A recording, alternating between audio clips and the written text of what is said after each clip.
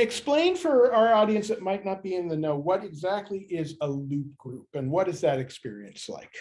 So a loop group is basically, for all intents and purposes, audio extras. Now, it can be actual dialogue filling in or matching sync, but for the most part, when they shoot a movie, and let's say that there's a close-up of two principal actors at a restaurant, the extras on camera are pantomiming dialogue. And to keep it, to make it seem realistic for the home audience or the viewing audience, they hire actors to come in and pick people to be on screen and provide dialogue. And when I first got into the business, and they called it Walla, as you know, they called it Walla because audio was not very sophisticated, and people literally would just go Walla Walla Walla Walla, Walla, walla.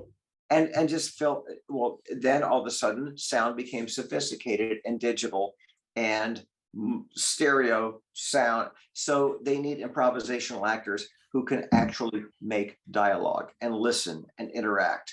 And you need people who are, if it's a hospital scene, who know hospitals. If it's a baseball movie, they know baseball. So they really do cast. Yeah, or it's an ethnic crowd of some type that they want to get. Absolutely. Yeah.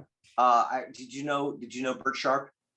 I know the name, but I didn't know. Okay, so I remember Bert Sharp, when he was doing Dances with Wolves, he literally found a handful of Indians and Taft-Hartley'd them into SAG because he wanted that authenticity. Sure. And that's what's, I mean, I think ADR has been authentic longer than Hollywood has been authentic. And I think that ADR has always wanted, man, I want this borough in New York. I don't want just New York.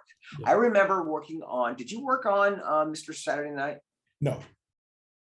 So I worked on Mr. Saturday Night, and Billy Crystal came in and directed the ADR. And he told us that when they shot the scenes of the mom, the flashback scenes of her house and the kids, he was on the stage and he said, something's wrong. It doesn't feel like home. And he said, the wallpaper needs schmaltz. The wallpaper needs chicken fat, because he had many a Passover at his house, and they literally went to the store. They went to Gelson's, they got chicken fat and they smeared it on the walls. So it smelled like Billy Crystal's childhood home. Authenticity was important to ADR. So you must be a great improvisational actor. You must, to do great Walla, to do good looping, you must check ego at the door. Your goal should not be to stick out. Your goal should be to blend. Right. Your goal should be to blend in a way where the film is the star and you are not, and you are just a flavor and ambiance. And if you see the film and it is mixed to the point where you can't hear yourself, they did their mixing job well. Talking about Spirited Away, what are the challenges of, I mean, you're given a script, you're given an English script, I would imagine. So a lot of how much of the miscellaneous lip flapping to incorporate the real story and plot and turn it into English? This is a convoluted way of asking this. You know what I'm asking. It's a great question. Yeah, because it's collaborative. Because you're relying on somebody who translates Japanese into English well with lip flap. Yeah, and there's a lot more verbiage in Japanese. Oh, listen, I think to do great dubbing, by the way, anime dubbing pays like crap.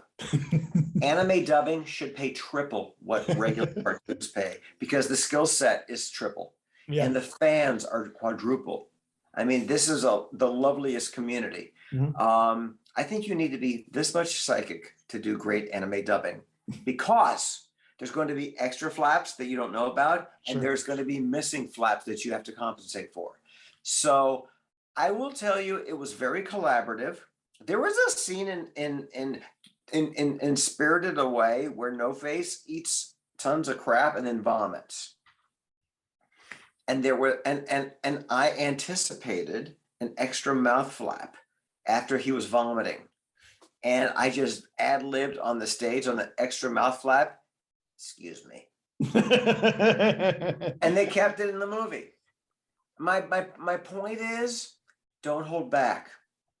Just look, it's not a live broadcast. They can redo it, but don't hold back. If it's in your head, let it come out of your mouth.